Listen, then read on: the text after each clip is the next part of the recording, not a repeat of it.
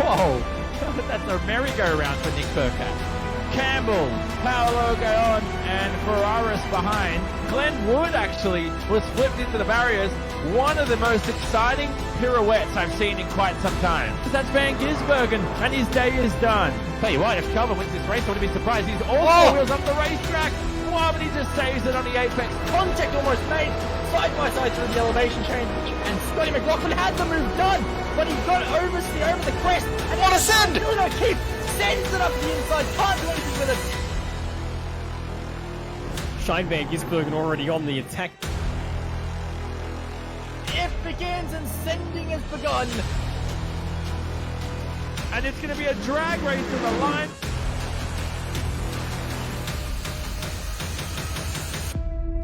Tuesday night is rapidly becoming a night to lick the stamp. Send it. Oh, I forgot I was helping commentate here. I was just sitting back in my jocks and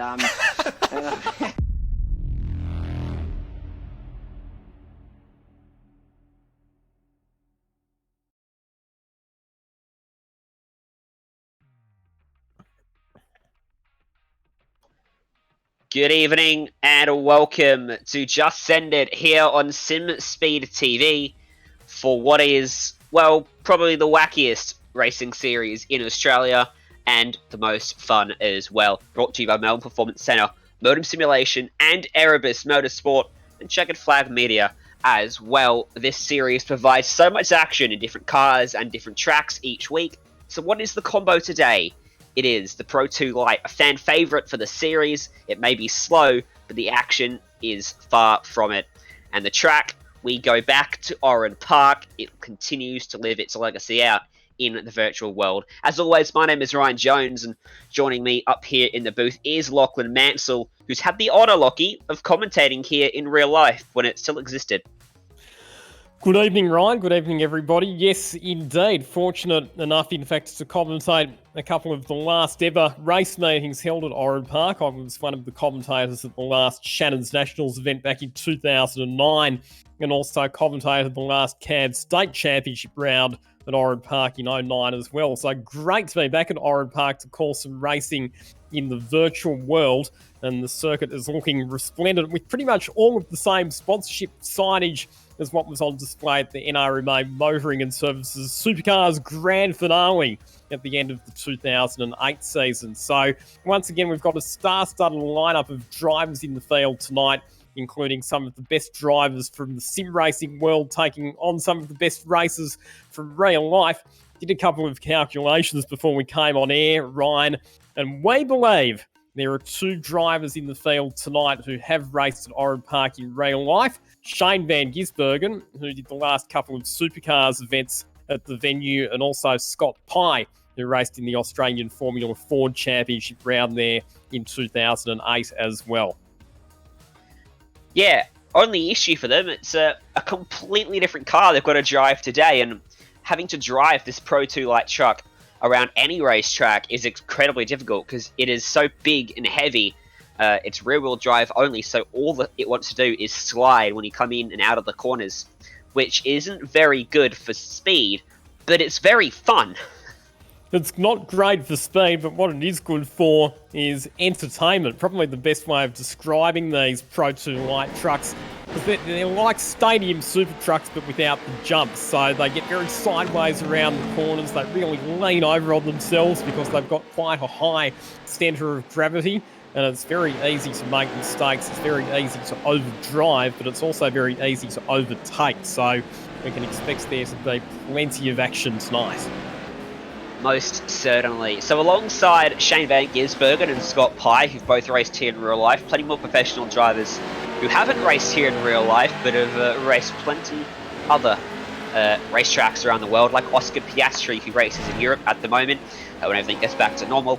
Anton Di Pasquale returns, and he's going to be starting off the front row. Di Pasquale, as of late in this series, seems to always be towards the front. He's really picked up his game. He did seem to, be mid-pat for a few weeks, but suddenly he's can't get away from the front, can he, Lockie? He can't. And another driver who's making their first appearance or their return to Just Send It for the first time since Monza tonight. Good to see Will Brown back this evening as well. So the star-studded lineup of drivers from the real world, which is good to see. We've also got a couple of drivers from the Australian Formula Ford Championship, Lachlan Beneath and Ben Bargwanna in the field. And Lockie and Ben, they're both going to be running special livery tonight, which we'll talk about when we get vision coming in from Oran Park. Yeah, just waiting for our director to load up into the server alongside with both me and Lockie too, because they've only just gone up.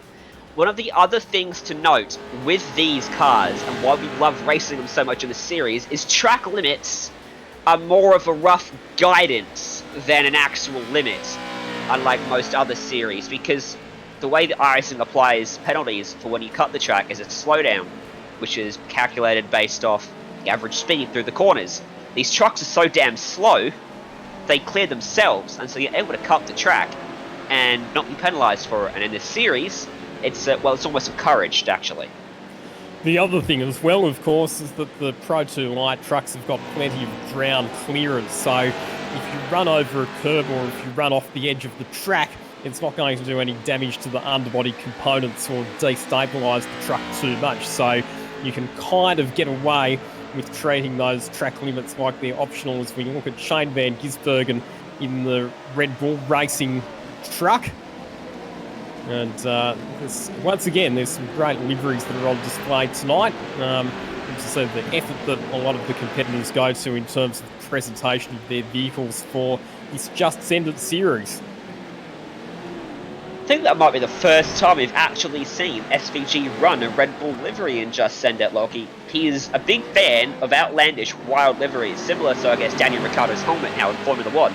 He loves to have fun with it, so cool to see him running a Red Bull livery for once in this series, and see if he can rep them well. We've got a few drivers up on the webcam as well for you today. A new thing we've started bringing in to SimSpeed broadcast. One of those drivers is Scott Fontaine. Another one is actually Hayden Veld, who by some ungodly force has snuck into top split. So we'll check in with those guys. Bradley Wingard is another one to do it. And if you want to get your face on these broadcasts at any point, if you join our Discord, you can find the link to join the Zoom call. Yes, we too are using Zoom in these times, and we'll get around to you if we can. As you can see Fontaine there having a rough time of it. So you wanted to have a look, Lockie, at Ben Bargwanna's livery.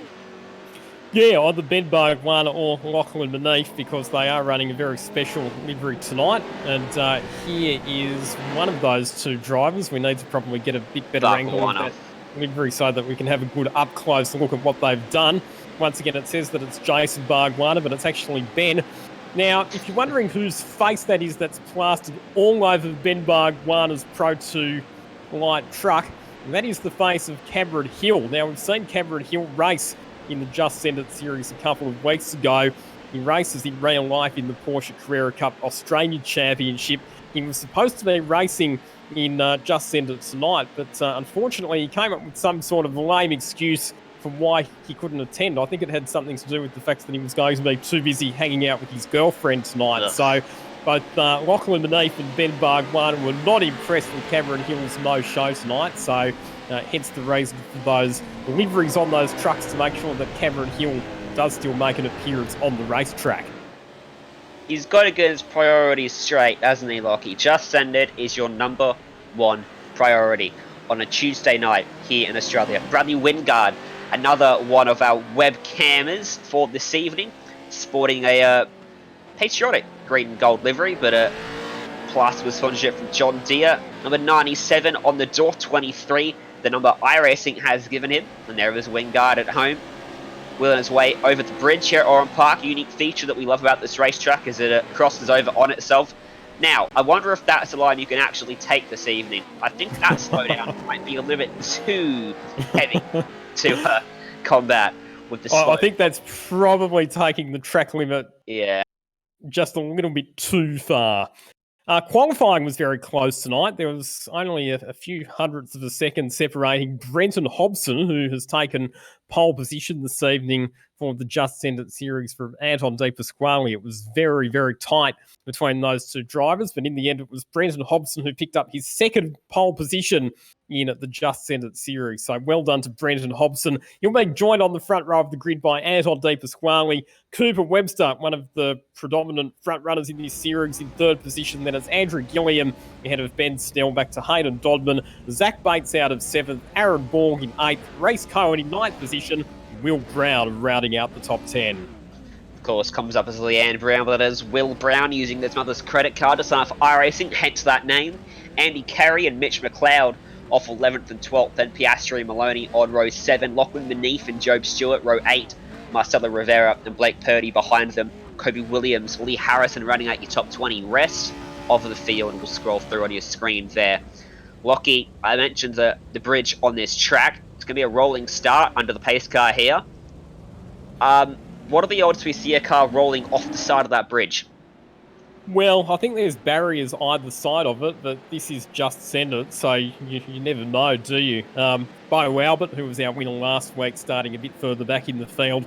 We go back over the page, we've got some more big names. Cody Bircher, who was on the podium last week. Jordan Buack, good to see him back in the field as well, the young motorsport journalist from up in Queensland. Ben Barguana a bit further back, along with Scott Fontaine. So the green flag comes out and Brenton Hobson gets us underway. And look at that, De Pasquale being pushed along by Andrew Gilliam down into turn 1. And they'll try to filter through here without too much drama, but there's going to be drama, and there already is as someone goes spinning. And that's going to cause a domino effect as up onto his roof. And many people having a lot of issues down at turn 2. Someone still sliding through under the bridge, and they're 4 wide further up as well. Chaos at the start. Has to be expected. If you end up with the truck on its roof, it just gets pushed along, doesn't it? We saw a couple on their roof and on their side there coming under the bridge on lap number 1, and they just kept going. But it's Brenton Hobson in the number 88 truck who's taken the early lead here in this race. We've got one driver trying to take that shortcut that you talked about a bit earlier on. And they're interesting to see whether he cops a slowdown penalty for that one, whoever that was. They've come from, I think, 5th or 6th position up into 2nd. And there is Lachlan Manif on his roof and in the infield. My goodness me, how did he end up there? That's in no man's land, well and truly. How on earth do you end up in that part of the track? I have no idea. Nothing surprises me anymore in this series. Riding on board the roof of Anton De Pasquale, who's got a tiger on the front of his car, interestingly enough, as he lost a spot in the opening lap to Gilliam in the melee down at the first corner, the braking zone, just after the little kink here, which is turn 1 and into turn 2. You can see them trying to keep the car as straight as possible, prevent it from sliding so they can get the power down nice and smoothly. A replay of further back in the field. This is what happened to Manif. He tried to take the shortcut. There was a car to his inside. He got turned onto his roof. Went for a big slide down towards camera. Someone in the background had a massive rollover as well. As it's on for 2nd place now. De Pasquale's gone through. And there's a big train behind of Gilliam, Stewart and Webster. So that the camera angle that we initially had for Lachlan Manif made it look worse than it was. And look at this. All right, so basically turns 7 and 8 no longer exist on this racetrack. So I think the drivers have decided that they're just going to straight line those corners. So what was originally a 12-turn racetrack is now really only a 10-turn racetrack because you just completely skipped turns 7 and 8. And you can see you take the shortcut through the final corner as well, which was very helpful for Webster there as he got by De Pasquale, who whacked the fence. And we put ourselves on lap 3. Remember, they're going to have to make a pit stop at some point in this race for some fuel, and they are going to have a caution at an unknown time too. You're going to want to be in the pit lane before that comes out, otherwise you are in a lot of trouble. One of the biggest movers up the order so far is Ben Rothberg, up 21 spots, 31st to 10th. What a start he's had. Shane Van Gisbergen, watch out for him coming through from a bit further back in the pack as well, as we see Blake Purdy, the young South Australian miniature race car driver, also treating the track limits with a bit of disdain there at turn number 3. Up over the bridge they come, and here we go. So, yeah, well, that answers that question, doesn't it? I don't think any drivers in this race are going to bother with turns 7 and 8 anymore. One of the other interesting things about this track as well, Ryan, is that the pit lane is quite long. The lap itself is reasonably short, so depending on where you are in the field when you take your pit stop, there is a very high probability that you can go a lap down. That's something drivers are going to have to be conscious of when they're thinking about their strategy. Certainly will be. Handy carries with the chrome horn to the back of Blake Purdy, further back. Our producer Jay Kennedy, I think he's going to struggle to maintain his composure for the rest of the race, because every time the trucks come to turn 7 and 8 and they just go straight ahead, Jay Kennedy bursts out laughing as we've got to move on down here at turn number 2. That's Blake Purdy and also Ben Rothberg, who's making his first appearance in Just Send It tonight, dropping a bit of paint. Andy Carey involved in that contest there as well. Carey put the bumper on Purdy, and so the bumper got put to Carey by Rothberg at the next corner, and Purdy's going to lose another spot as now Rivera goes by him, and that's Bo Albert in his Doge truck up on his lid down at turn 2 it looked like, and it was way out into the weeds, tries to tip it in on the outside of 3, over he goes. How did he? Oh, that's out. He got hit again. That's unlucky.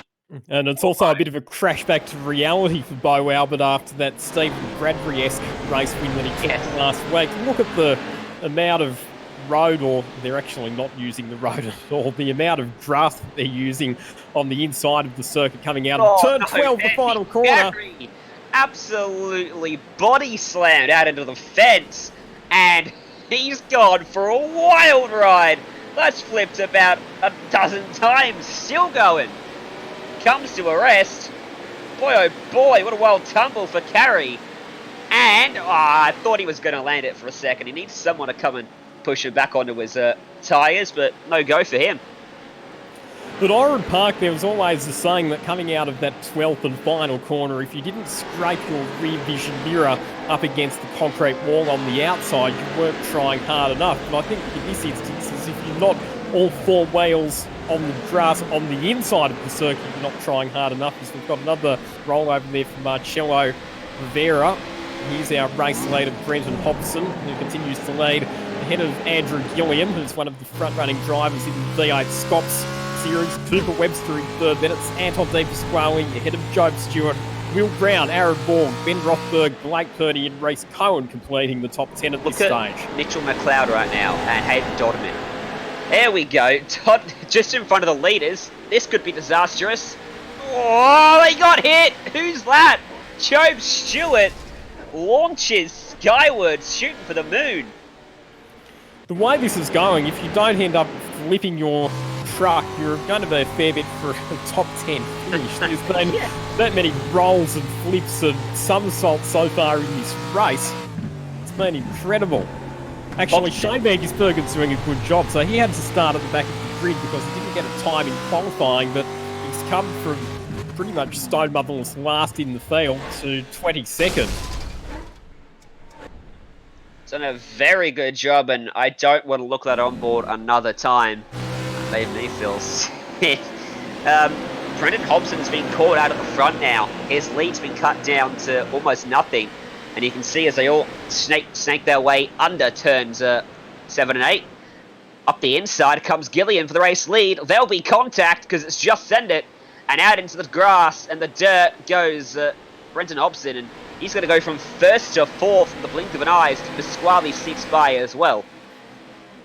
So good job there from Cooper Webster to get up the inside. And like you say, Anton De Pasquale was able to take advantage as well. But Gilliam a little bit wide there coming out of the final corner, and that's going to give Cooper Webster the incentive to pull up alongside. Thinks the better of it, tucks back into the draft, but he definitely has the faster run down the straight. The 2 leaders will be side by side into turn 1. The kink, there's a car just exiting the pits ahead of them as well, and that's going to check up our race leaders. Anton De Pasquale now very much part of this 3-way battle for the lead too.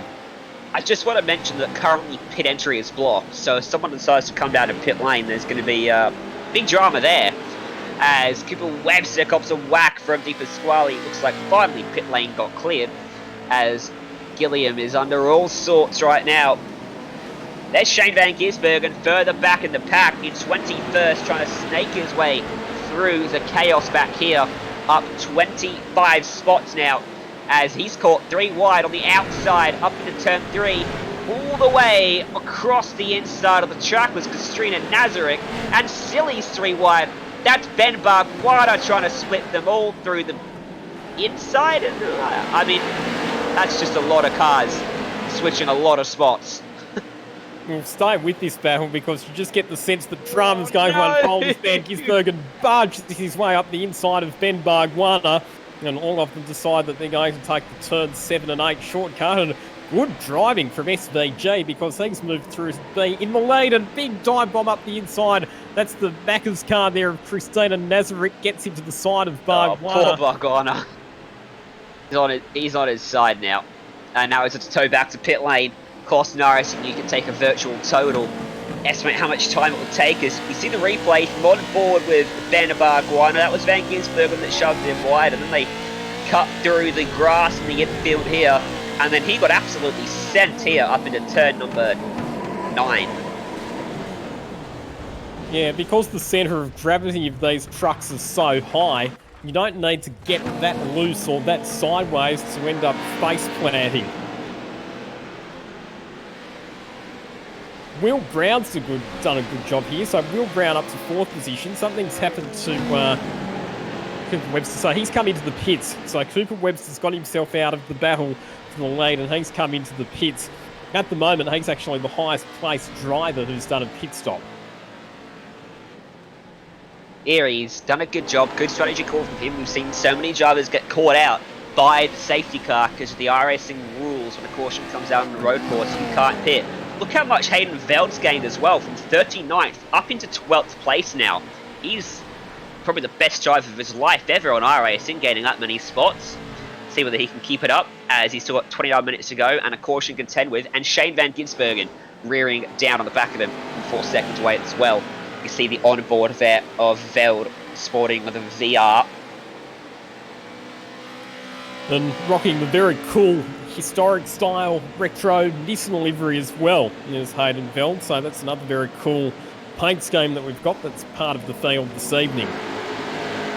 Up in front of him there's drama, but up the very front is Deepa Squally now up into 2nd after Webster's pit stop, and starting to pile the pressure back on Gilliam here. Deepa Squally proving once again he's got the pace to win the race. Whether he can do it, a whole nother story. So much still to play out here tonight on SimSpeed TV. Job Stewart all over the back of Brenton Hobson behind them as well. Stewart, of course, a lap down. All the lapped cars will get their wave around when the caution comes out, as long as they're a solitary lap down. So it's not crucial for him to get by, but would still give him a slight benefit when that caution does fly. As Deepa Squally taking the normal racing line really hurt him there, as now Gilliam comes down into pit lane. And one of the dramas of potentially here, Lachlan, is that when you jump on the brakes, you've got to hope the car behind gets out of the way. But in real life, we have certainly seen some incidents with nose-to-tail contacts between cars when somebody's been coming into the pits, so it is something that the drivers are going to have to be aware of. We've already seen some incidents where the pit lane entries ended up being blocked by cars that have shunted on the way in, so hopefully we don't get too much more of that. Simon Evans, another pro drivers. First time we've seen him here in Just Send It, which is good to see. Up into 22nd, having a pretty solid run as well. Moving his way up to the order. He's a multiple Australian rally champion, so this dirt and off-road style driving would suit him right down to the ground. Oh, most certainly. I'll be loving it. Maybe a slightly different style of car he's used to driving, but most certainly the off-road is helping him. Bradley Wingard is up into 15th. Where did he start? It was 43rd. He's almost gained as much as Van Gisbergen. There's some massive movers up the order just by staying out of trouble.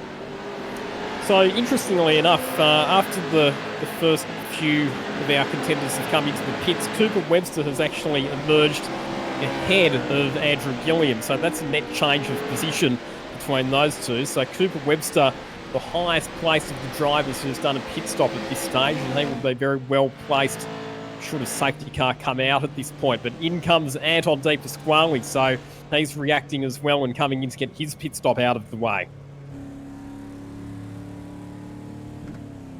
And Will Brown comes in as well, so the two Erebus Racing teammates in real life both coming in to get their compulsory pit stops completed. Of course, the pit stop is created by limiting the amount of fuel that the drivers are able to have at the start of the race. They don't have enough fuel on board to get all the way through the race, and that necessitates the pit stop to come in and fill up with fuel.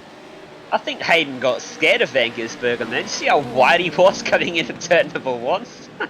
He drove that all the way out into the sand trap to give as big a berth as he could to the raging Kiwi up into 11th place now. So 47th to 11th he's almost up for the Postman Award of the season.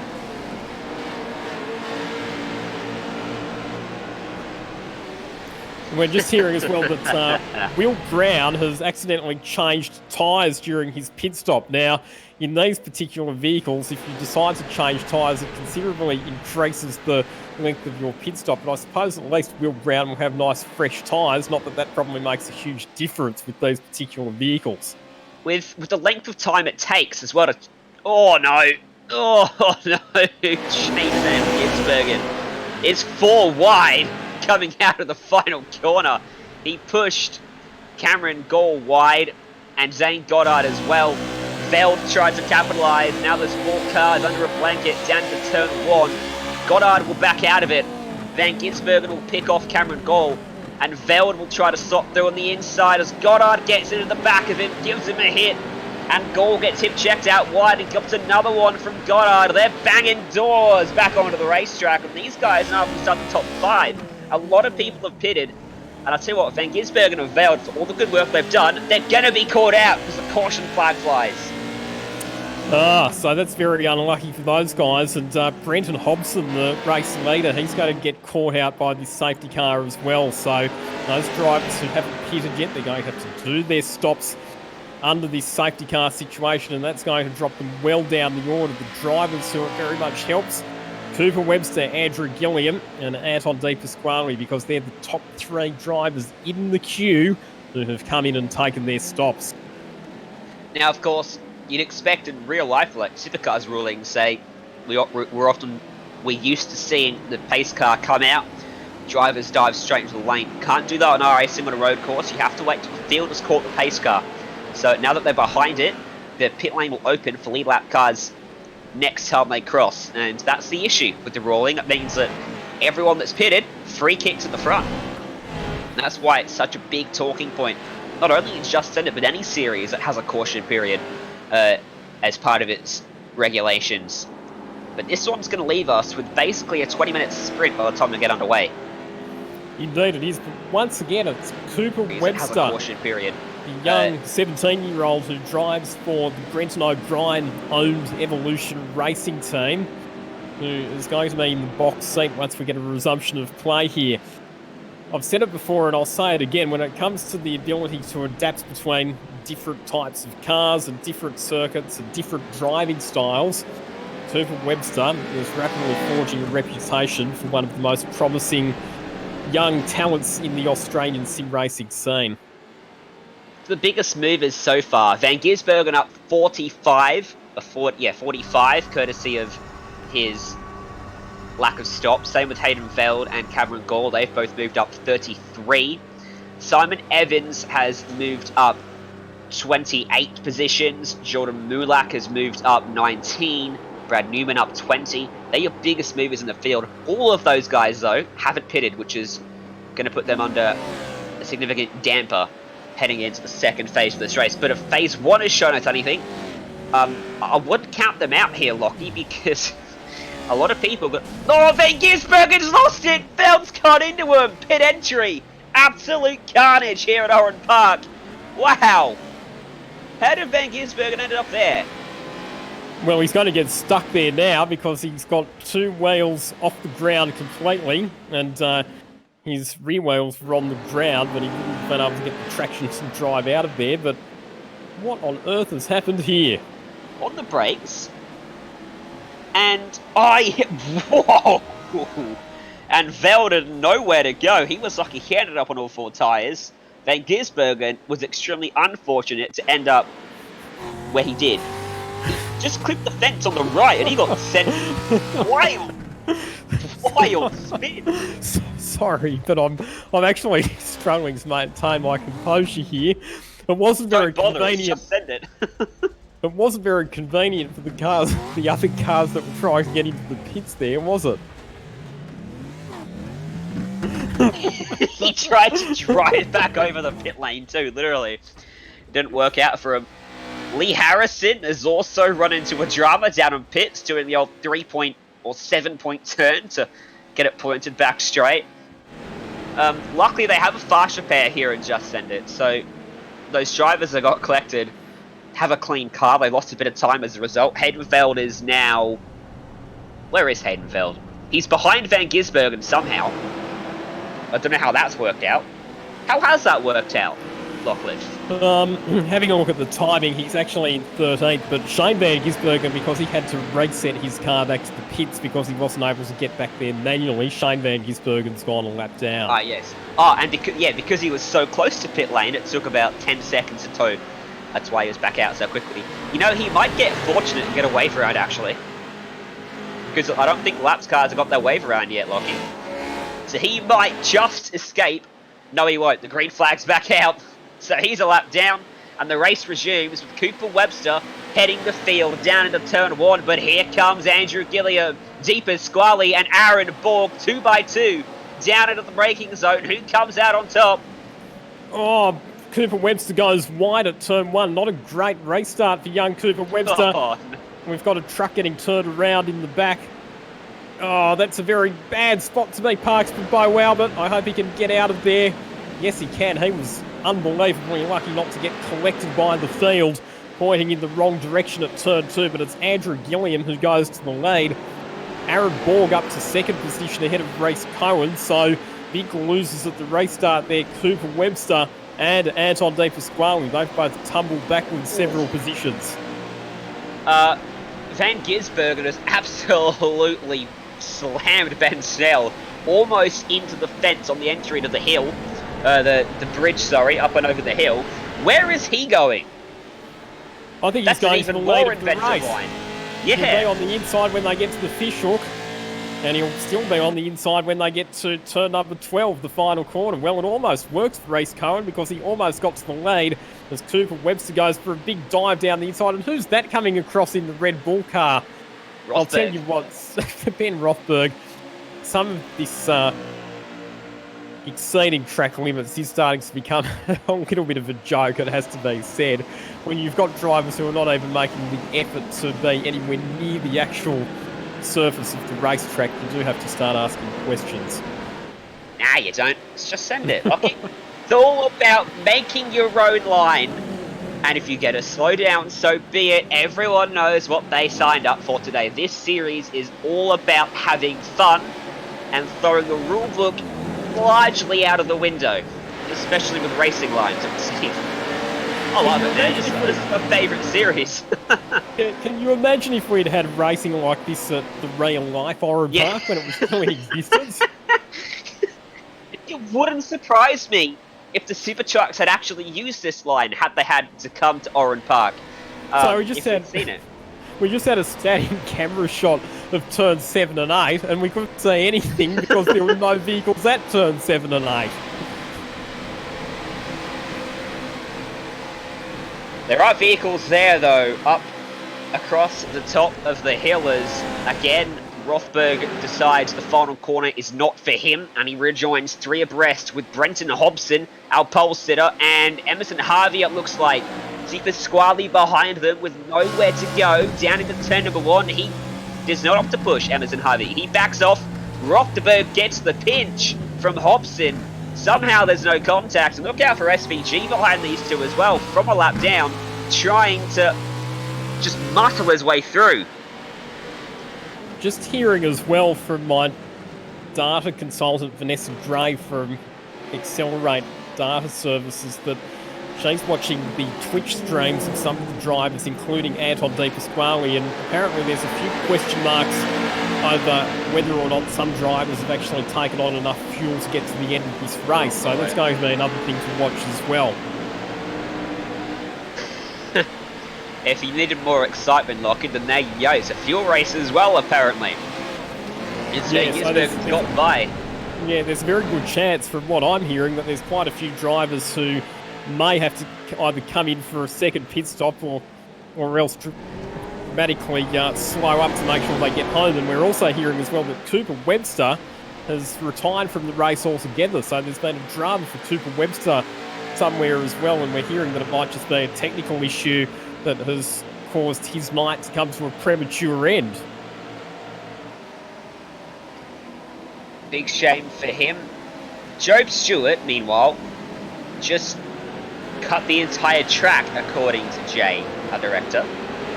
By entire track, please elaborate. His lap time was 53 seconds, apparently. Now, for context, everyone else is 119. So he was 26 seconds faster.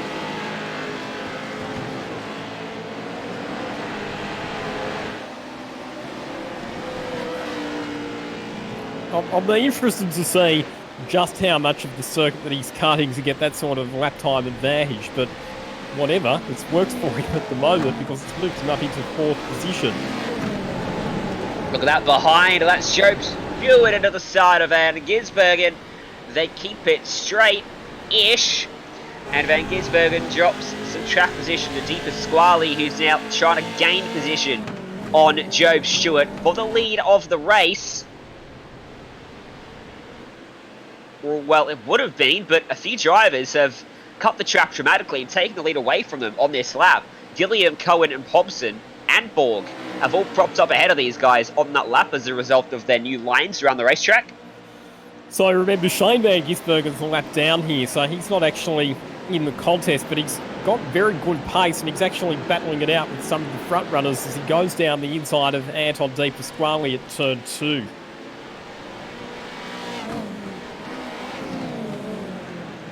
NASCAR style bump drafting into turn 3, and Rothberg gets pushed out wide by Stewart as a result. Look at Benz now trying to force the issue on the outside. He's got Rothberg up his bumper too, which you can't quite see from this angle. He doesn't anymore, but he's going to get edged off the track. Oh, that was close to the fence. If he hits that fence, I reckon he's going over for a wild ride off the other side. Yeah, you don't want to end up in the wall there, heading onto the bridge. That would not be very, very nice. Oh, isn't it at all? As he just gets turned around completely. Saved it. And Christina Nazarick takes them all up. That was a pretty decent save, actually. I think that he only lost 2 positions out of that one. Whoa, more amazing slides through the 12th and final corner. So Gilliam out of all this has jumped out to a 1.8 second margin now. And there's the chaos behind him for second. He's really comfortable out at the front unless someone can find a somehow even quicker line around the racetrack. Maybe just take out this whole section, just go straight from here to the next corner, turn left there, maybe. So Job Stewart, incidentally, after taking that ridiculous 12 corner shortcut, has now fallen back to 10th position. So I'd suggest that he probably would have copped a slow down for that one. I mean, there's exceeding track limits, but that was ridiculous. There's Hobson and Van Gisbergen, and Hobson gets edged out. Van Gisbergen's got the muscles out. He's got no track position to play for. So he's dicing it up with these lead lap drivers as Reese Cohen uses all of the infield. Brenton Hobson uses quite a lot of it as well. Van Gisbergen took the racing line, curiously enough. And Hobson, as a result, gets by him. You can see the attitude of the cars up across the top, and then the lines of the cars through the final corner as Emerson Harvey has to tow back to pit lane. I'm going to replay what happened to him. He's already spinning off there by himself. Looks like it's coming off the bridge here.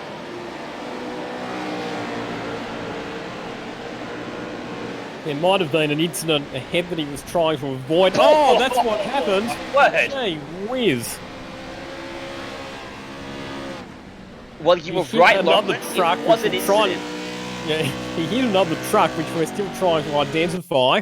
We might 'Cause it have hasn't trouble landed yet. identifying it because, exactly, it's gone into the stratosphere and we're going to be waiting until the end of the race for it to come back down. But Emerson Harvey had nowhere to go. There it is. It's Tyler Howard, who was only just now coming back to Earth. I know that this is Just Send It, but I don't remember a race in this series where we've had so much chaos and pandemonium. It's just been non-stop, absolute ridiculous mayhem all the way through. This is the stuff we love to see on Just Send It. I reckon we should make Pro 2 Lights the car for Just Send It. Or make a Just Send It Pro 2 Light series. Missing out every week we don't run these, Lockie. I'd love to see them at Bathurst. I wonder if you could jump from the top to the bottom. Just take Oh, of course. Hook a hard left-hand turn at McPhillamy Park and drive vertically down the mountain back to the start-finish line. Yes, but the jump at the chase. Oh, we have to do this. Simon, if you're watching, make it happen. We've got to see these trucks because I want to see the jump at the chase with these trucks. A full field of 50 cannoning down there as Joe Stewart and wasn't he 12th? This is the shortcut he's taken to go from 12th to the lead again.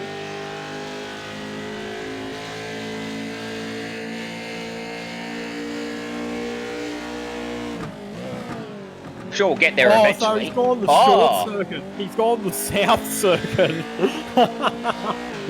So that actually is a configuration of the Oran Park track where you turn left and you completely eliminate the bridge section. So, alright, well, no wonder Joe Stewart's been setting these scorchingly fast lap times and gone from 10th to first in one fell swoop. If that's what he's going to do.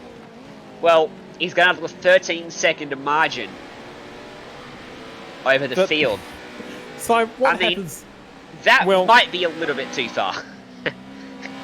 that might be pushing. I think we just found the limit on the boundaries of cutting the track. He's just received a cheeky message from Race Control 2, so I don't think it's going to stand. No, I think, again, there's exceeding the track limits, but we can't It's exceeding the track. In sporting terms, it's not really fair for everybody else. So, yeah, Joe Stewart will no doubt be politely asked to readdress those positions from the game with that manoeuvre. Is there a longer version of the Oran Park circuit they can make him take for a lap or two? He could just do a yeah. couple of laps through the go-kart section or across the bridge through the figure 8 circuit, because then he won't actually achieve any laps. To the slalom course set up on the bottom of the bridge there that Simon Evans had to make his way through.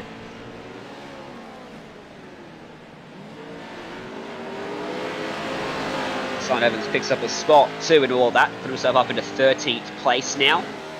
Just behind Jordan Mulak, he should be on the racetrack. So Stewart's advantage is down to 8 seconds. It's been brought back by 5. Back to Gilliam, Borg, Hobson, Di Pasquale, and your top 5. Christina Nazarick, unfortunately, back into pit lane. Maybe one of the drivers short on fuel. Somehow Hayden Velders made his way back up inside the top 10 after not only not pitting before the caution, but then driving into the back of Shane Van Gisbergen and trying to enter the pit lane under caution. So, from what I'm hearing, both Anton Di Pasquale and Scott Pye are quite concerned about their fuel range and their capabilities to get to the end of this race as well. So it could be that we have a few people coming in for late splash and dash pit stops. Well, you know how you can save a lot of fuel? Shortcut the circuit, because you're not going as far. Yeah, I suppose that's one way of saving fuel. Maybe that's why Stewart's doing it. He's not got enough fuel to get to the end.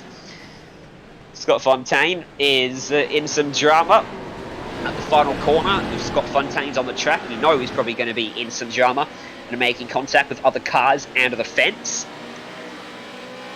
So Gilliam's got back out to the lead of the race, by the way. Job Stewart's back into second. He's actually back in the pits, Job Stewart. yes. So, oh, Will Brown's on his roof. Will Brown's gone over. And this is down at turn 3. Right. Gotta cut the track. It's chipping over the tyres in the middle of the race infield. Not even the racetrack.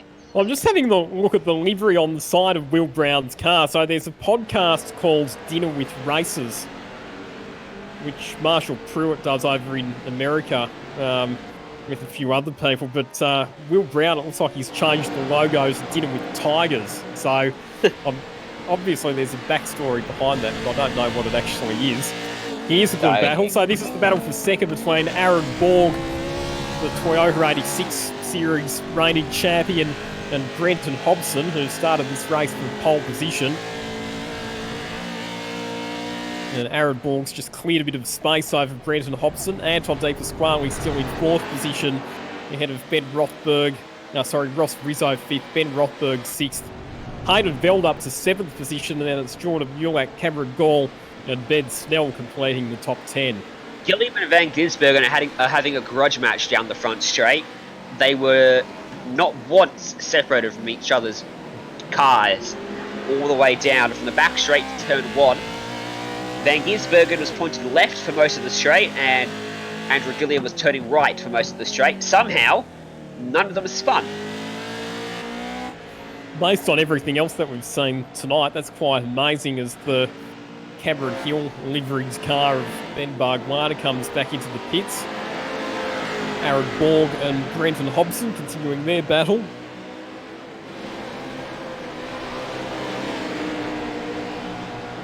Good battle for 10th place as well between Jordan, 7th place, between Jordan Mulak and Hayden Veld. A long way off the lead of the race. It's 22 seconds adrift.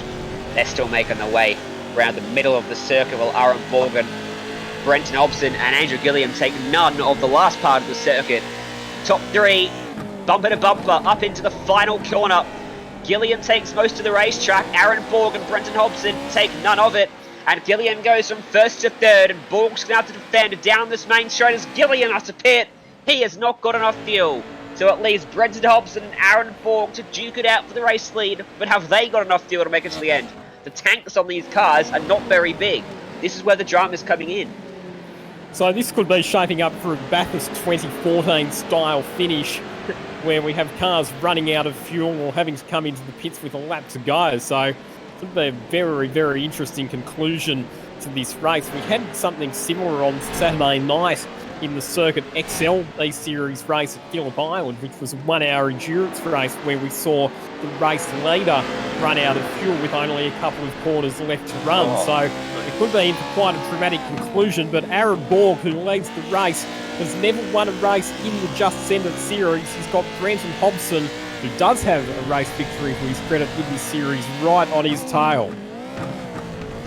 If it was true 2014 replication, one of these drivers would be ignoring their spotter right now.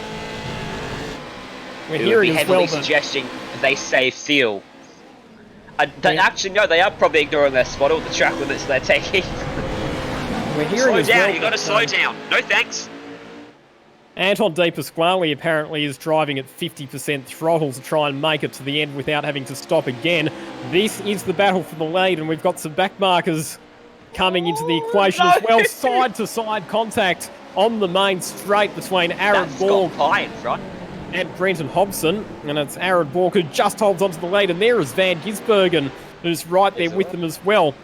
Side by side, the two leaders down into turn 3. What does SVG decide to do? Is he going to sidestep them? No. Knowing him, I don't think so. No way.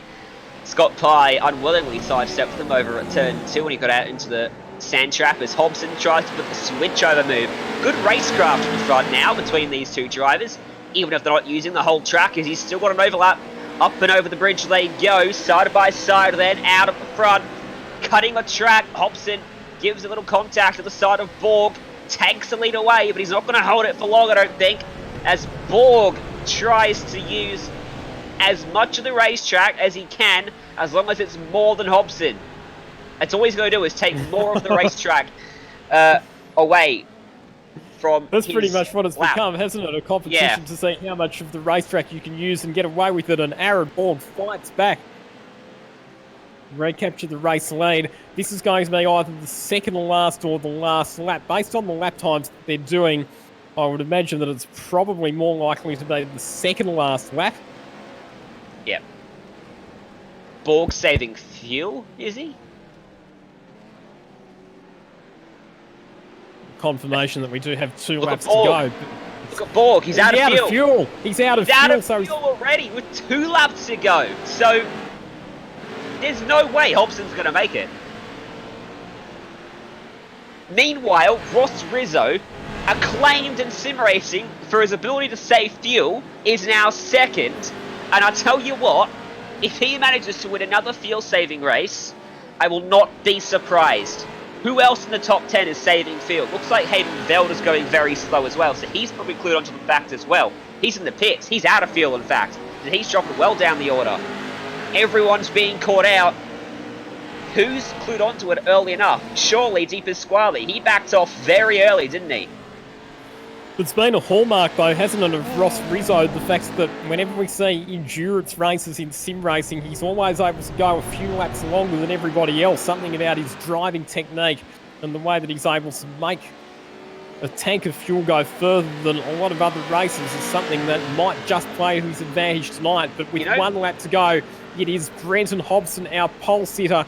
He's had an up and down race, but he's fought his way back to the lead when it counts. The question now, does he have enough left in the tank to get it home?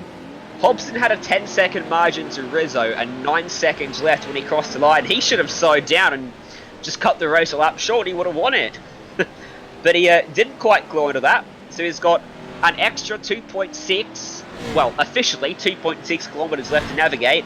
Unofficially, probably 2.1 kilometres left. There's only 12 cars, or trucks as the case is tonight, left on the lead lap. Such has been the attrition rate of this race.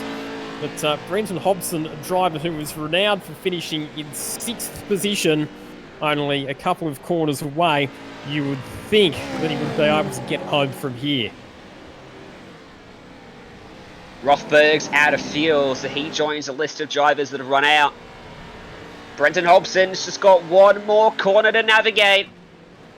And he should be able to coast from here if he runs out as he swings it around the final corner. Gonna drift his way to victory. He wins the battle of the fuel tanks and the rollovers. And he's gonna win and just send it here on SimSpeed TV. And a finish in style for number 88 of Brenton Hobson. No 6th place for him today. He's got that checkered flag. Rizzo's out of fuel. Mr. Fuel saving himself. Di Pasquale's in pit lane because he ran out. Rothberg's out of fuel. Mulak is out of fuel. Cameron Gall is being pushed to the line because he is out of fuel. Oscar Piastri, he has got fuel. So is Gilliam. So is Veld. So there's Gall trying to make it back, courtesy of help from behind. He's going to get picked off by Veld because he pitted to take fuel.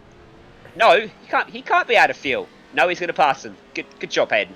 So, just having a look at how things are going to shake out here in the final analysis. So, Brenton Hobson takes the win. In the end, it's going to be a margin of more than half a second back to Ben Snell, who finishes up in 2nd position. Andrew Gilliam gets to the line in 3rd position ahead of Oscar Piastri. And there is Hayden Veld coming through in position number 5. What a dramatic finish.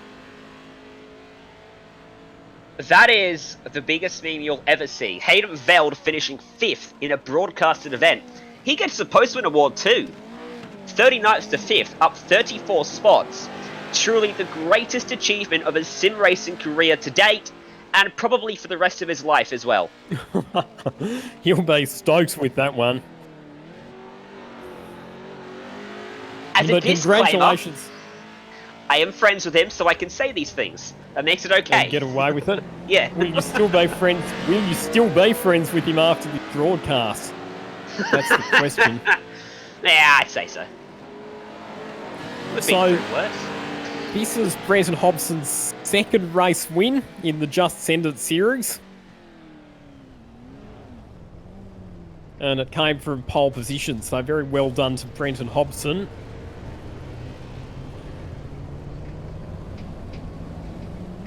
Well, how do we sum up that race? I'm a bit lost for words after that one. I've never seen a race with that much non-stop drama and then that many cars all running out of fuel right at the end. Just insane. Wingard still hasn't crossed the finish line. Feld is giving him a push to it now.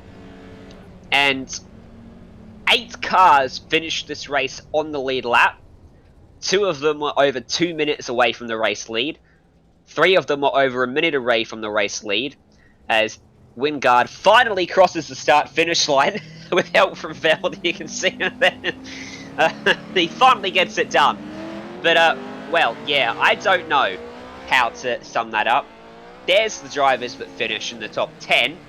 Hobson winning by 34 seconds. That really doesn't display how exciting the finish was. And the race itself was crazy.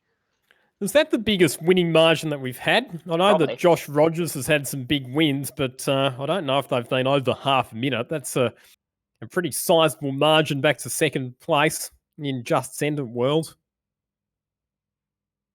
Yeah, I think you're right. That is the biggest margin of victory ever in Just Send It. I'm going to go ahead and say that because I can't remember a race ever being not exciting in Just Send It. And to have a margin of victory that big would make it rather dull. But that is what you get with a fuel window like that. That is the downside to these cars, is they've got very small fuel tanks, Lockie. So not only do they provide an opportunity to, well, just not drive the racetrack at all, but you can also get away with maybe even a 2-stop event to try and escape. You can see the rest of the results there on your screen as well. The rest of the field. Van Gisbergen in the end coming across in 14th place. A lap down, one of the drivers who did manage to finish without another pit stop. Reese Cohen, Jonathan Backoff, Ben Barguana and Scott Pye, 17th and 18th. Brad Wingard. Where did Wingard finish after getting pushed across the line about 5 minutes after the checkered flag flew?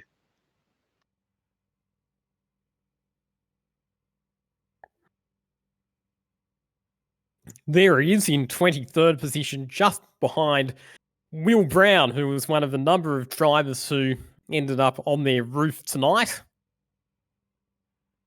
Do you reckon? I reckon probably more than half the field were on their roof at some stage in this race. Easily. Probably closer 90, to 2/3, yeah. actually. 2/3, yeah, most definitely. Lachlan Manif was one of the drivers that ended up on his roof. Might have even been a couple times for him. He did not have a good event, but at least one of those Cameron Hill cars finished well. That was Ben Barguana. And the last of his drivers there, including Bo Albert, who was on his roof for about 5 laps and eventually decided to tow back to pit lane, or someone pushed him back over. And Mitchell McLeod after blocking the pit lane. But I think that's going to wrap us up for this evening, Lockie, here on SimSpeed. What a wild night it was in true Just Send It fashion. There's still plenty to come here on SimSpeed TV. Tomorrow night, we're going touring car racing with the Australian Turbo Touring Car iRacing Series live from Lime Rock Park. That's going to be close quarters, crazy action. Plus, racing every single night on SimSpeed or the iRacing Esports Network. Make sure you follow us on social media at SimSpeed Esports Network so you don't miss a moment. And from all of us here on the booth, myself, Ryan Jones, Lachlan Mansell alongside, and Jay Kennedy behind the scenes. Thank you so much for tuning in, right? And we'll see you next time. Sometimes you just got to lick the stamp and send it. I don't know what happened on there. I just plucked her in first, gave some gen. Oh, fuck yeah. Sorry. You are racing with other people. And if you no longer go for a test that exists, you're no longer a racing driver. We go green for 40 minutes of racing around Monza. Brilliant. Look at defense by Ethan Rigault, just getting so punchy. And a brilliant getaway already from Josh Rogers. 2 pro drivers going at it here between Dylan O'Keefe and Nick Foster. Stanaway's demoted to 3rd. Webster wins week 9 here at Sebring through the final corner. That's a huge slide for Cooper Murray. Just trying to barge their way through, and that's whoa. That's a merry-go-round for Nick Percat. Campbell, Paolo Gaon, and Ferraris behind. Glenn Wood actually was flipped into the barriers. One of the most exciting pirouettes I've seen in quite some time. That's Van Gisbergen, and his day is done. Tell you what, if Calvin wins this race, I wouldn't be surprised. He's all four wheels up the racetrack.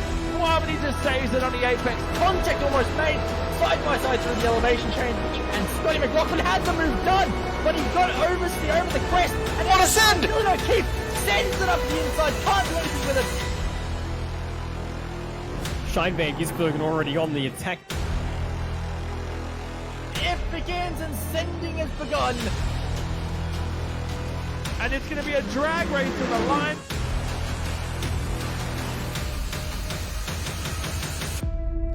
Tuesday night is rapidly becoming a night to lick the stamp.